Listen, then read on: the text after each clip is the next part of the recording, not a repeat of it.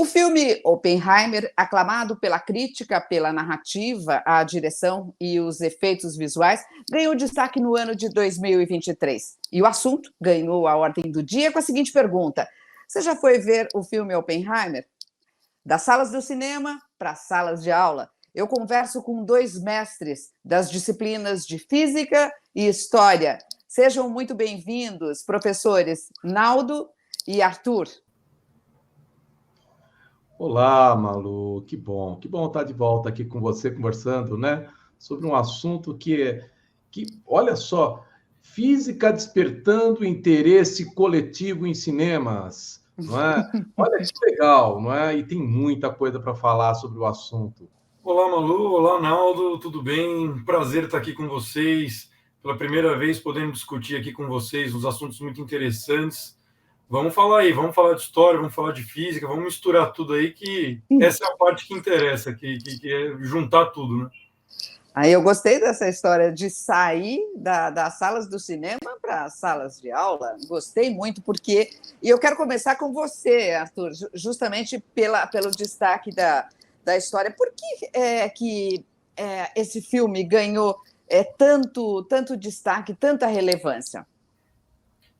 Olha, Malu, o assunto Segunda Guerra Mundial sempre é muito sedutor para todo mundo, né? Quando a gente está em sala de aula e até no começo do ano a gente está falando, no começo da história ainda, está lá na Idade Média, já vem aluno me perguntar quando é que vai ter aula de Segunda Guerra, né?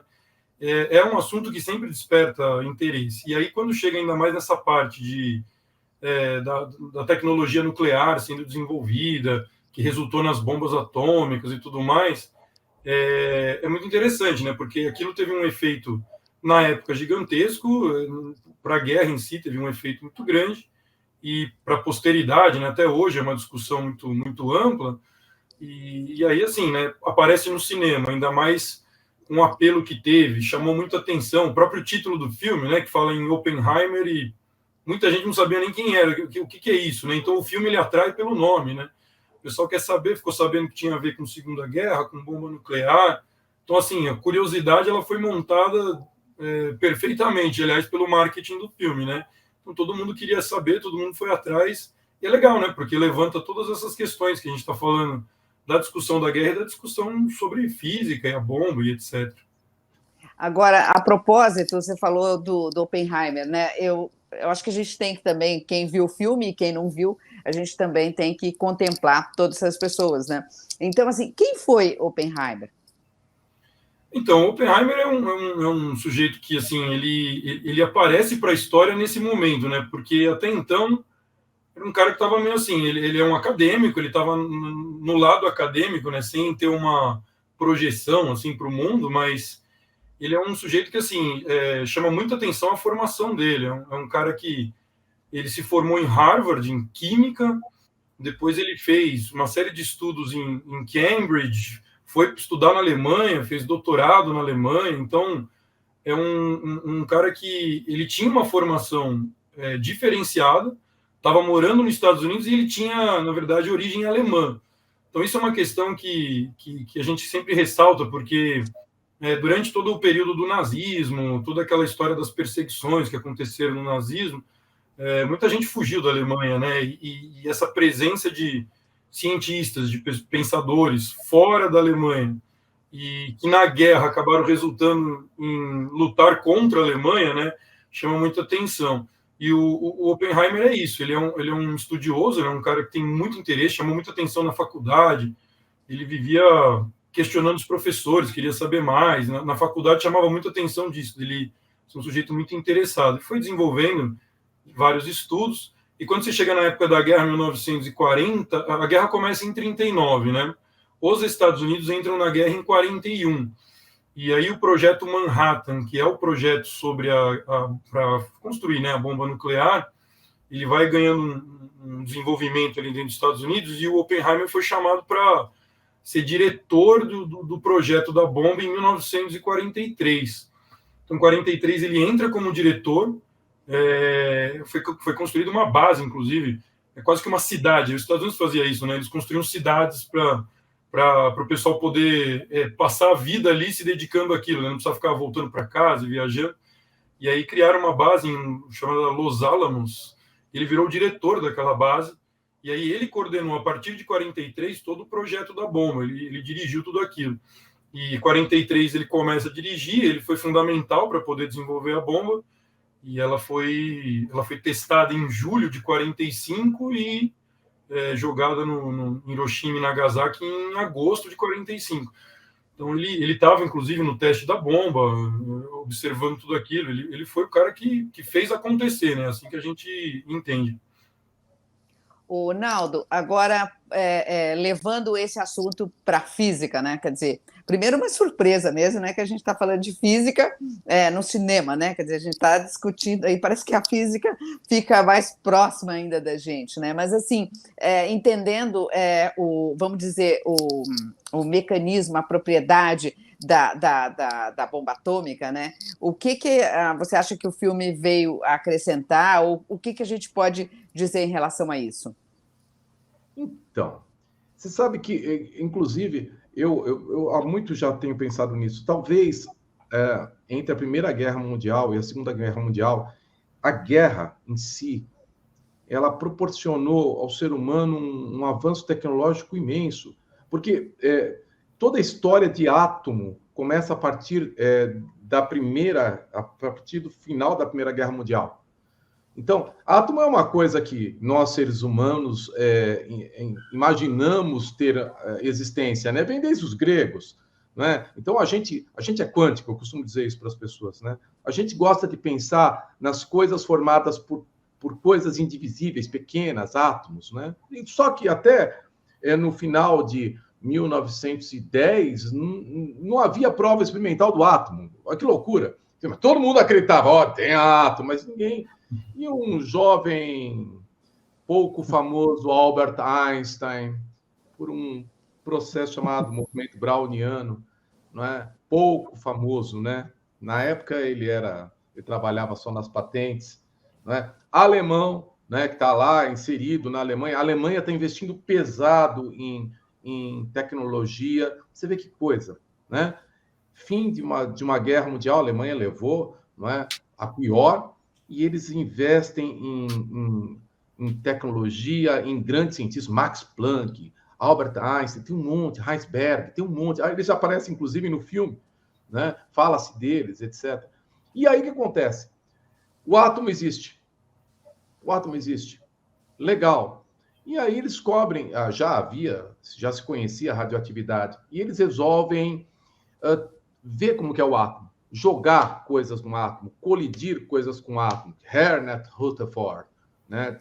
Estabelece um modelo atômico e tal, e aí ele vê que o átomo tem mais coisas, não é só o átomo, não é uma bolinha, né? Ele tem um monte de coisa, ele tem outras partículas. E aí surge a física nuclear. Aí que está o detalhe. Eles descobrem que existe um núcleo atômico e que se esse núcleo for rompido,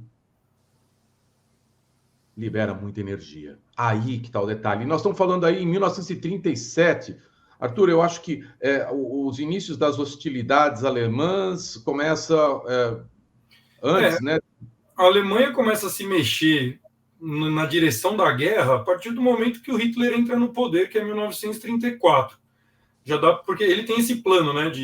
Ele chega ao poder com o plano de fazer uma guerra. E a partir daí ele já tem todo um caminho para a guerra.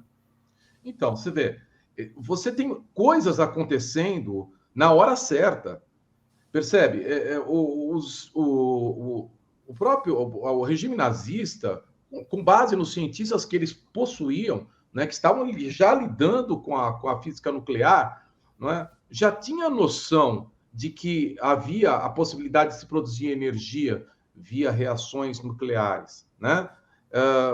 O problema é que a matemática ainda não estava bem elaborada, eles estavam pensando ainda nas ideias, né? Porque para a gente ter uma explosão, Malu, a gente precisa ter um efeito de cadeia, né? Um efeito de um evento em cadeia, uma coisa gera outra e assim sucessivamente. Eles já estavam teorizando sobre a possibilidade. Então você tem aí Enrico Fermi, já pensando na ideia, pensando de que poderia ser gerado energia em determinadas situações, né? Tem um grande físico chamado Szilard, né? Que é o cara que, na verdade, já estava pensando nisso há muito tempo e que, junto, mais tarde, com todos os caras que fogem, todos os cientistas que fogem da Alemanha, né? Albert Einstein, vários, inclusive esse Szilard, não é? Eles comentam nos Estados Unidos posteriormente, não é? Já há guerra, né? A Inglaterra está na guerra. Eles já comentam que há a possibilidade de uma Alemanha fazer uso da energia nuclear. Olha que loucura! Quer dizer, você já está pensando o seguinte: meu, se os caras tiverem esse poder de romper o núcleo, gerar uma quantidade de energia absurda em pequeno intervalo de tempo, nós estamos fritos. Perdemos a guerra. Uma vez eu li, Naldo, eu não lembro aonde exatamente, mas que a Alemanha estava produzindo uns cubinhos de urânio que ela foi exatamente antes da guerra e logo no começo da guerra, que foi um negócio que inclusive sumiu no fim da guerra, ninguém sabe direito onde foi parar. Quer dizer, eles já estavam mexendo com isso, né? Já estavam mexendo. O Heisberg, por exemplo, ele aparece inclusive no filme, não é? Eles já tinham a noção de da possibilidade, não é? Só que os Estados Unidos, na época, não levou muito em conta, né? O dinheiro investido pelos Estados Unidos nessas pesquisas, na época, foi muito pequeno, né? A Inglaterra já estava levando mais a sério. A Inglaterra estava na linha de frente, já no conflito europeu, né? E aí, com o passar do tempo, ainda bem que a Alemanha nazista não conseguiu... não foi pelo caminho certo da produção da bomba nuclear. Eles, de certa maneira, há até uma controvérsia se foi de propósito ou não, cientistas da época, né? Até uma controvérsia sobre isso. Mas o fato é que eles pensavam na ideia, né? Aí reuniu um monte de cientistas na hora certa, no lugar certo, entre eles o Oppenheimer. Oppenheimer, ele não sei se o Arthur com certeza sabe disso. O Oppenheimer não se interessava por política. Ele era um cara extremamente acadêmico de tudo. Não é? Ele não se interessava por política. Ele só vai se interessar por política em função das atividades nas universidades. Vai para a esquerda, inclusive. Dizem que ele participou do Partido Comunista. No filme aparece até alguma coisa, né, Arthur? Né? Tem a questão, talvez, com a esposa dele. Ele era casado, né? E a esposa dele tinha alguma afeição ali com o Partido Comunista nos Estados Unidos. Só que isso, no contexto ali da guerra, até o antes da guerra ou na guerra, é quase zero. Isso aí acabou pesando para ele depois, porque veio a Guerra Fria, e aí o macartismo, perseguições dentro dos Estados Unidos, ele acabou sofrendo com isso. Mas, assim, dele se filiar com o partido, isso não aconteceu. Ele tinha algumas afeições, mas...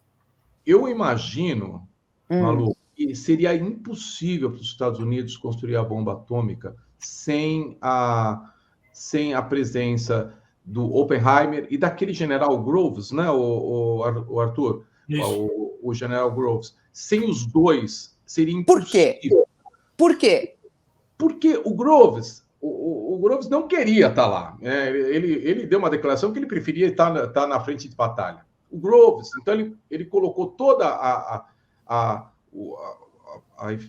como é que eu vou dizer? A vida de caserna dele, o estilo militar dele para produzir aquilo, tá certo? Mas ele não tem a menor noção. Ele tem, claro, ele é engenheiro, ele tem uma noção de física e tal, mas ele reuniu uma série de caras, tá certo? Que pensam totalmente diferentes, uns, inclusive, que fogem da Alemanha, uns que são perigosos, espiões, não é? Eles não sabem. Então, ele consegue reunir esses caras e o Oppenheimer é muito respeitado por essas pessoas. E o Oppenheimer, ele tem um negócio que hoje a gente chama de... ele consegue administrar as pessoas, o que é muito difícil, Malu. Um grupo de pessoas, ele consegue administrar, ele consegue fazer com que o grupo trabalhe de maneira eficaz. seria um administrador de empresas hoje fenomenal.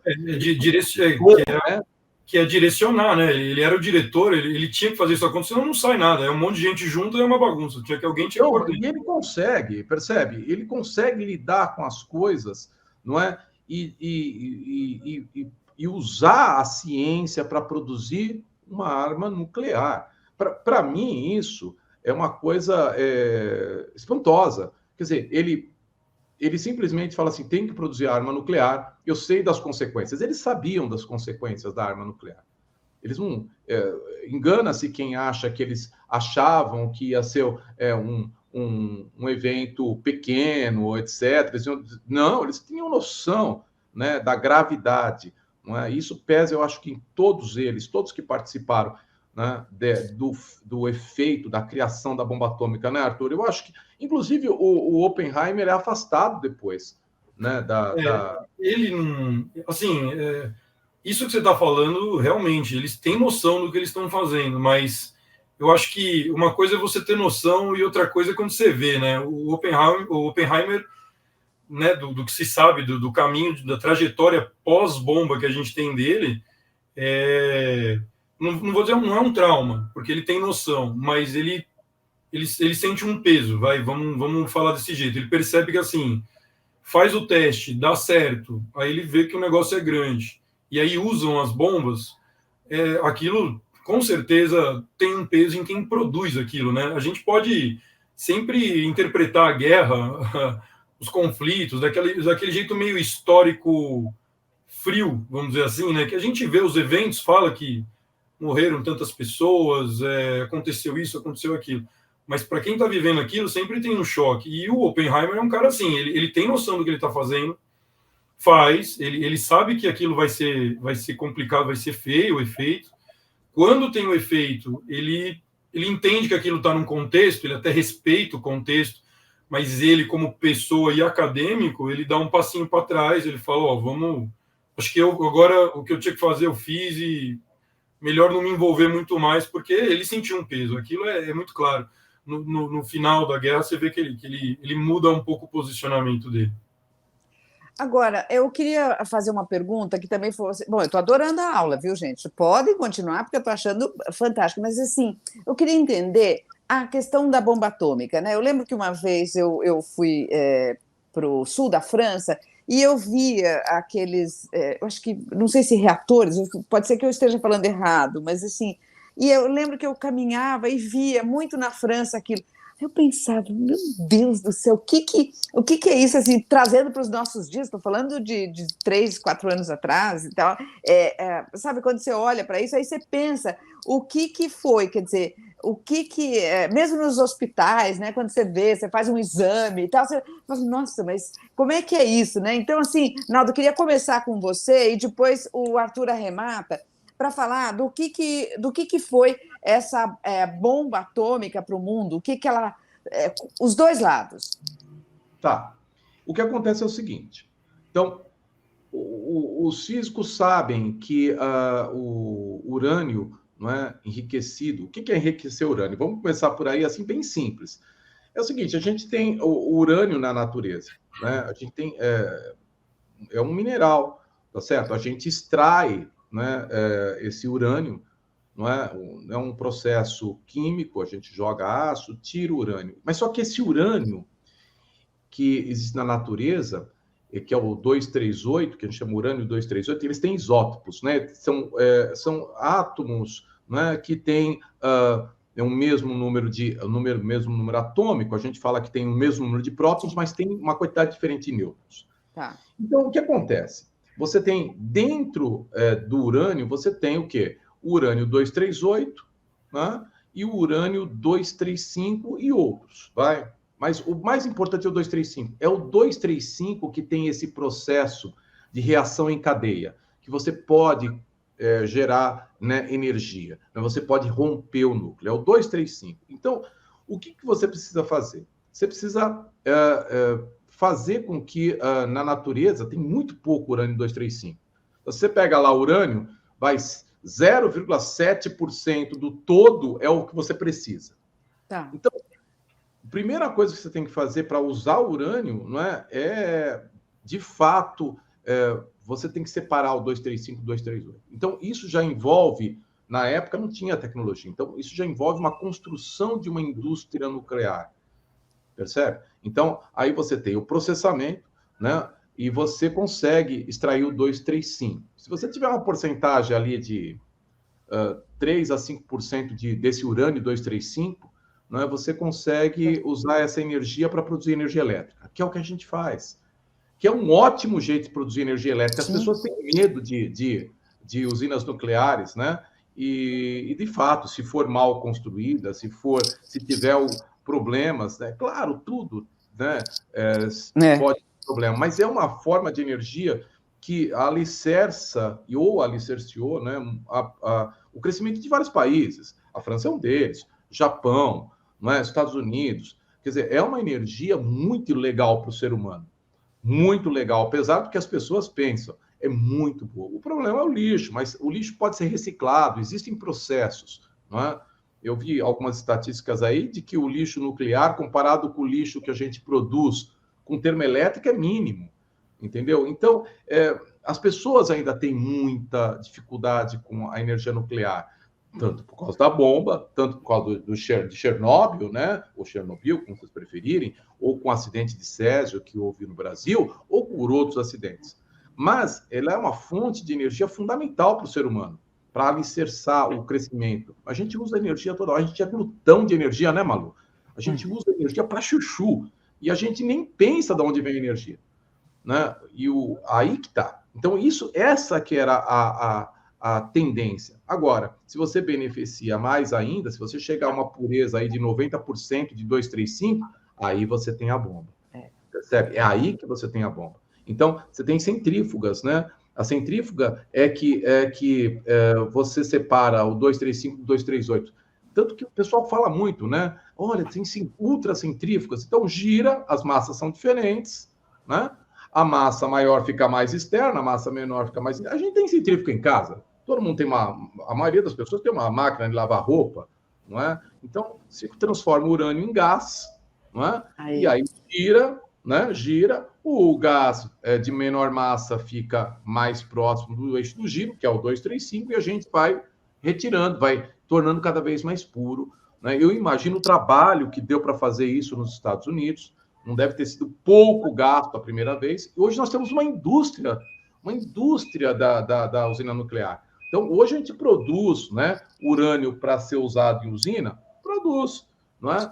Mas a gente também tem um subproduto que é produção de quê? De armas nucleares. Não é? Então, países como o Brasil, por exemplo, deixaram de produzir, assinaram termos para não produzir arma nuclear. O Irã não, pelo que eu sei, né, Arthur? Parece que o Irã não, né? Então, a energia nuclear advém do quê? Do enriquecimento de urânio e a bomba atômica de enriquecer ainda mais o urânio, percebe? Então, se você consegue produzir o urânio enriquecido para usar em usina, você pode pensar em produzir urânio para fazer bombas atômicas, né? E a bomba atômica é uma reação em cadeia, só isso, né? Só isso, uma reação em cadeia. Tem a ver com a soberania dos países, né? Quem tem bomba atômica tem o poder, né? Mas eu queria ouvir você, Arthur, da perspectiva histórica, o que é que foi o que foram esses dois movimentos, né? Tanto o lado bom e o outro lado. Esse é o grande paradoxo das guerras, né? O século XX ele é um exemplo de evolução tecnológica, é uma revolução tecnológica, inclusive, só que os grandes saltos estão exatamente nas guerras, né? Então, o paradoxo é esse, quer dizer, a cada guerra que a gente passa, o avanço tecnológico é gigantesco. Parece que a gente precisa de uma guerra para poder avançar, né? Não, mas que isso acontece e aconteceu.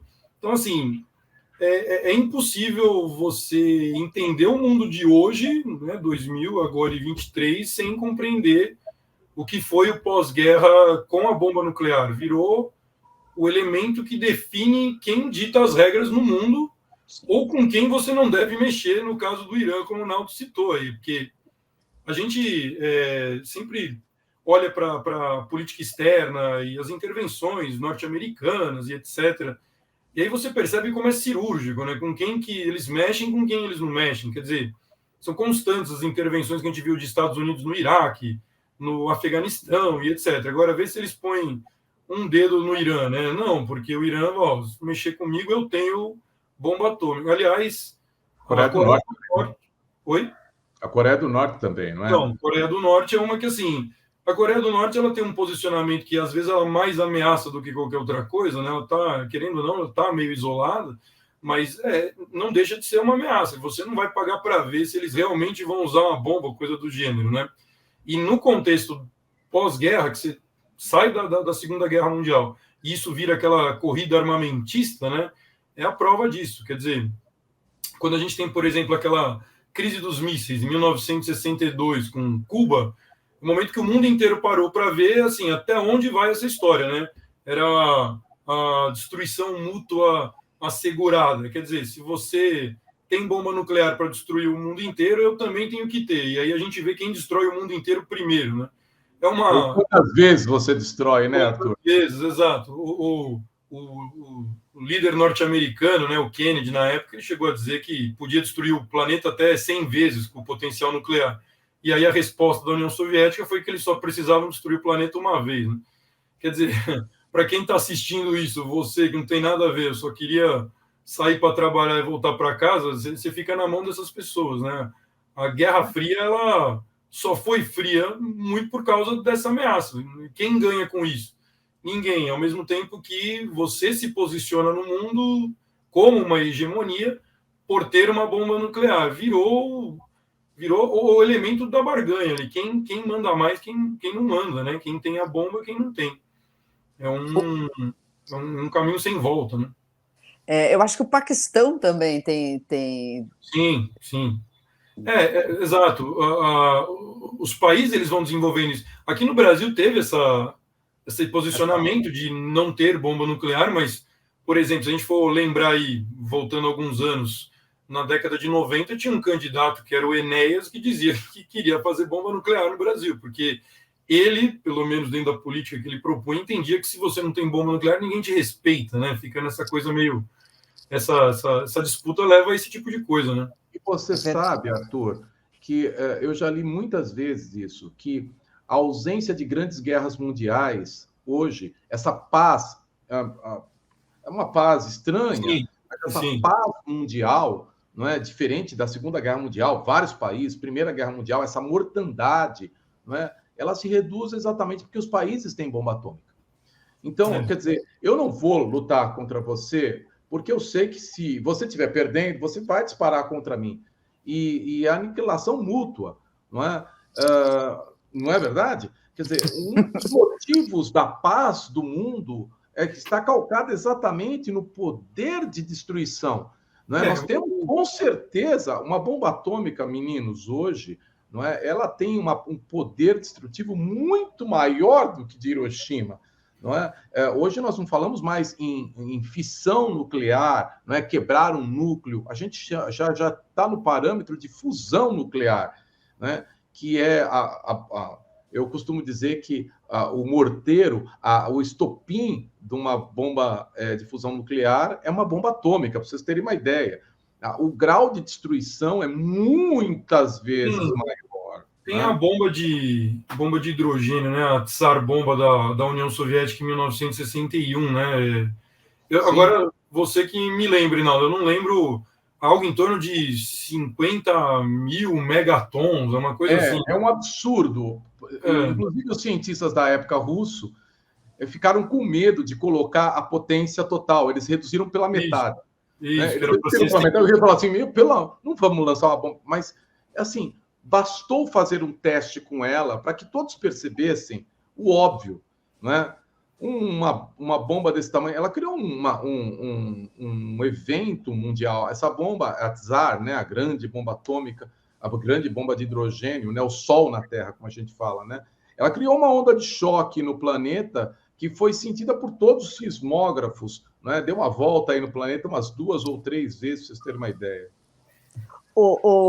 Naldo e Arthur, eu queria puxar agora o assunto, pensando na perspectiva do aluno candidato ao vestibular, né? Então, por exemplo, quando ele vê esse filme, assim, que desdobramentos ele pode olhar para uma reflexão, para um tempo de estudo, para onde que eles podem olhar? Começando com o Arthur e depois o Naldo, para complementar essa questão do ponto de vista do aluno que está chegando para o vestibular. Primeiro, é sempre a bomba nuclear, ela é aquele ponto final, vamos dizer assim, da guerra. É a hora que fala assim, acabou a guerra, né? E essa é uma das grandes questões, assim, por que o Japão ainda estava na guerra, se mantendo na guerra, e por que as bombas foram utilizadas para isso, tal? Os Estados Unidos, ele argumentava que o Japão, do jeito que estava a situação, o Japão já muito destruído, mas ainda segurando a guerra, não sabia até onde podia aquilo e a quantidade de mortes que aquilo podia causar. Então, os Estados Unidos, ele joga a bomba falando, estou jogando porque precisava, era necessário, o Japão não ia se render, a gente ia perder muita gente, ia morrer mais gente se a guerra continuasse do que se a gente jogasse a bomba. Ele usa esse argumento. Agora, do ponto de vista do aluno e do contexto que está se construindo, os Estados Unidos jogando a bomba também até mais do que a outra justificativa, uma demonstração de força. Quem saiu muito fortalecido na guerra, nesse momento, né, de 43, 44, 45, é a União Soviética, porque é famosa a derrota do Hitler para a União Soviética na Batalha de Stalingrado. Sim, a Batalha de Stalingrado é um divisor de águas. Aquele dia, o mundo inteiro parou para olhar e falou, nossa, a União Soviética é uma potência. E aí os Estados Unidos sente isso, percebe que ficou para trás naquilo, e jogar a bomba é uma forma de demonstrar força. Não à toa, o Oppenheimer ele chega no projeto em 43. A Batalha de Stalingrado acaba, né, em março de 43. Então, assim, você vê que os Estados Unidos aceleram o processo. Vamos fazer logo isso acontecer, porque a gente tem que mostrar que a gente também está no tabuleiro de xadrez aqui. E cria, a partir daí, no fim da guerra, essa polarização entre Estados Unidos e União Soviética, que quando você sai da guerra, 45, 46, ainda tem aquele clima meio ONU, não, vamos garantir a paz, vamos todo mundo ser amigo, vamos nos reunir aqui, olha, legal, tal. Mas claramente não está legal, assim, porque 46 é um ano que a ONU ela aparece, né? Tem a primeira reunião e etc. Mas quando você chega em 47, você já tem o Truman, né, o presidente dos Estados Unidos, fazendo discursos na ONU, claramente alfinetando a União Soviética, que é o que a gente chama de doutrina Truman, né, quando ele começa a dizer que vai defender os povos livres contra a ameaça comunista, ele começa a usar esse discurso, e aí você tem um afastamento entre os dois. Então, assim, e a construção da Guerra Fria. É muito claro, e o aluno tem que ter essa sacada de como a bomba nuclear ela é uma demonstração de força. Tem uma questão da guerra, tudo bem, a gente não pode deixar isso de fora. Querer acabar com a guerra, meio que querer acelerar o fim da guerra, não pode deixar isso de fora. Mas que é uma demonstração de força e que vira pós-guerra, o ponto de quem tem, quem não tem para a corrida armamentista, também vira. Então, o aluno ele tem que ter essa percepção. O vestibular ele cobra isso. Ele quer ver se você entendeu que a bomba vai além da própria bomba, né? Ela tem mais questões em torno dela, né? Fala, Naldo, você gostaria de falar também da perspectiva do aluno também, em relação a esse filme, o que ele pode trazer para mais perto dele? Eu hoje, inclusive, comentei isso com alunos, né? Existe um assunto dentro da física, da mecânica, que são as colisões, né? Então, se você pensar um pouquinho, para você ter a fissão nuclear, você tem que ter uma colisão, um nêutron colidindo com o urânio 235. O nêutron foi obtido por Chadwick por uma colisão. Então, colisão é um assunto fácil para nós em física, não é? De cobrar o aluno, não é? Então, você pega uma colisão simples entre duas partículas, que, aliás, uso da mesma teoria para explicar o funcionamento da fissão nuclear, não é? Então, você faz um texto não é, falando sobre o assunto da guerra nuclear e coloca uma questão de colisão entre partículas, não é? Colisão, conservação da quantidade de movimento, liberação de energia. Você pode colocar hoje a equação famosa de Einstein no vestibular, E igual a mc ao quadrado. Por que tanta energia liberada numa explosão? Porque uma parte da massa daquilo que quebrou, não é, se transforma em energia, e é muita energia, E igual a mc ao quadrado. 10 gramas de material que se transforma em energia, libera muita energia. Então, esse é um contexto importante, né? O outro contexto, é claro, é sempre comparar a quantidade de energia liberada por uma explosão, não é, como em Hiroshima, por exemplo, ou Nagasaki, com outros eventos explosivos. O mais comum é o asteroide, né? Então, geralmente eles falam assim, olha, se um asteroide colidir na Terra, qual é a energia liberada pelo asteroide, não é? E equivale a quantas bombas atômicas? Isso é muito comum em vestibular, e é fácil criar a questão. Então, eu acho que é aí, não é? Colisões, não é? E liberação da energia comparada com a energia da bomba atômica, né? Porque está na moda, né? Então fica legal, né? Você fala de duas coisas que se correlacionam facilmente. Naldo, uma pergunta que eu sempre tive vontade de fazer, especialmente para um físico. A bomba atômica, ela foi um mal necessário? Eu acho que a bomba atômica é inevitável, Malu. Os físicos iam chegar na conclusão da bomba atômica. É inevitável, tá certo? Agora, o uso da bomba atômica, se o Oppenheimer não tivesse feito, o outro teria feito.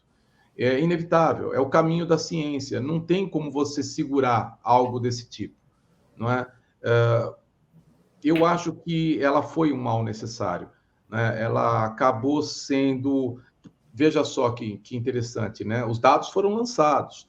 Quem obteve primeiro a bomba atômica? Os Estados Unidos e os aliados venceram o nazismo. E se os nazistas tivessem obtido primeiro, né? Eles já tinham, inclusive, estavam fazendo foguetes, né? Os famosos foguetes do Von Braun, que vai depois trabalhar na NASA, né? Esses foguetes poderiam ser utilizados para bombardear lugares, por que não? Quer dizer, percebe? Os dados foram jogados e né, os aliados tiveram muita habilidade, muita sorte para chegar primeiro, né? E ainda bem, os nazistas se deram muito mal. Mas foi uma questão assim de detalhe.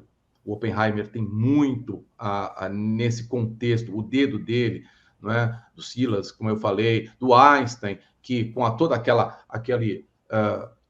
glória que ele obteve, não sei se vocês perceberam, mas o Einstein, na época do Oppenheimer, ele já estava meio que escanteado pelos físicos, né? Ele era teimoso, ele queria que as coisas não fossem do jeito que eram na física quântica, né? Ele morreu desacreditado quanto a isso, né? Muita gente não sabe, né? Então ele estava meio distante, mas ele, né, manda 2 cartas para o presidente da época, né, o Roosevelt, né, para fazer um esforço de guerra para produzir uma bomba atômica. A bomba atômica foi um mal necessário e talvez ela seja necessária.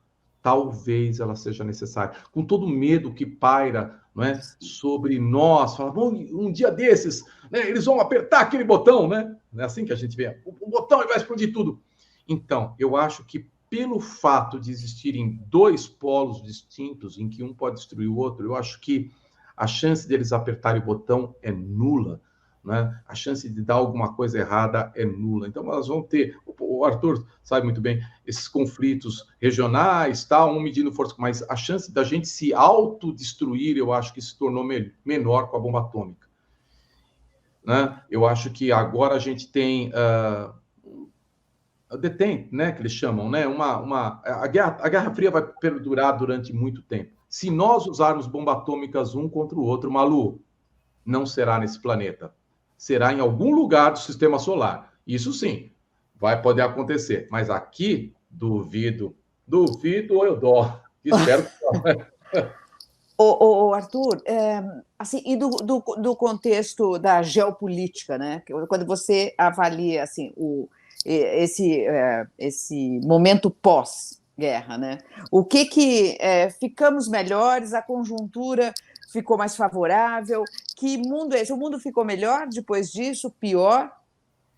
Olha, é o que a gente fala.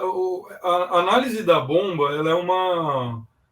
A gente usar a bomba para te explicar que não ocorreram mais grandes guerras é um argumento. Eu colocaria mais um aí no meio, na equação, que seria a ONU. A ONU, ela é um órgão que pode ter todos os defeitos possíveis, e tem muitos defeitos, já errou muito e fez muita coisa. Mas eu não me atrevo a julgar tanto a ONU, porque é um órgão que é extremamente complexo, você tem que lidar com o planeta inteiro e todo mundo, e é muito difícil. Então, assim, se eu junto esses dois, a bomba e a bomba e a ONU, você percebe que isso foi o que segurou o desencadear de grandes guerras. Eu tenho muita dificuldade de fazer uma análise se foi bom, se foi ruim, se o mundo ficou melhor ou não. O que a gente tem hoje, com certeza, é o mundo das pequenas guerras. Quer dizer, ao invés de grandes guerras, dessa coisa das grandes potências literalmente entrar em conflito, é muito difícil de acontecer por causa da bomba, por causa da ONU. Mas o que isso reflete são pequenas guerras. Então, se tem um conflito aqui, tem coisa na África acontecendo, tem coisa no Oriente Médio, tem a própria guerra da Rússia contra a Ucrânia, que, querendo ou não, é uma pequena guerra, tem uma grande potência contra um país menor que não é potência, enfim, cria essas mini-guerras. Então, assim, é difícil de fazer uma análise e dizer que melhorou. O fato de evitar grandes guerras, com certeza, é muito bom, porque, né, a gente sabe o estrago que as duas guerras fizeram. Mas o mundo que saiu disso ficou... É como se você diluísse a grande guerra em pequenas guerrinhas, né? E isso, às vezes, é muito ruim, exatamente porque atinge os pequenos, né? Países pequenos, países pobres, às vezes países com muitas dificuldades, e que acabam sofrendo mais. Então, o mundo que sai da Segunda Guerra é um mundo que até aprende com aquilo, tem muito aprendizado naquilo, de tentar não deixar aquilo acontecer, né, de novo. Só que, assim, estão aprendendo ainda, porque tem muita coisa a ser resolvida ainda. Muito bem. Gente, o nosso tempo está estourando, mas eu queria fazer uma pergunta, mas a gente precisa ser um pouco mais sucinto para dizer o seguinte: hoje, a questão nuclear, ela ainda é uma grande ameaça, começando pelo Naldo. Ela é uma ameaça no contexto de que, se você produzir energia nuclear, né, e você não tiver o cuidado necessário para produzi-la, é o caso do evento de Chernobyl, né, você cria um grande problema, né? Uma bomba atômica, por exemplo, que caiu em Hiroshima, explodiu a uma altura do solo, então ela produziu um efeito, mas hoje você tem uma grande metrópole em Hiroshima e Nagasaki. Agora, você vê um problema dentro de uma usina nuclear, não é? Espalhou dejetos radioativos numa região, e a região não pode ser habitada. Quer dizer, né? Virou até atração turística. Agora, o contexto da energia nuclear ainda se refere, infelizmente, ao lixo nuclear. A gente vai ter que fazer alguma coisa com o lixo nuclear, a gente vai ter que usar esse lixo nuclear de alguma maneira, reciclá-lo, é possível, mas eu acho que a questão das armas nucleares a gente pode descartar. Eu acredito, inclusive, que a energia nuclear vai ser utilizada, por exemplo, facilmente para a gente estabelecer bases na Lua, estabelecer base, como o Elon Musk quer, até ele morrer, ele falou que ele quer ir para Marte. Então, uma base, porque é uma energia que, de certa maneira, é simples de ser produzida, né, com a tecnologia atual. Então, eu acho que a energia nuclear ela vai alicerçar, sim, a nossa evolução como humanidade. E eu tenho quase que certeza que ela vai evitar uma guerra aqui no planeta. Arthur.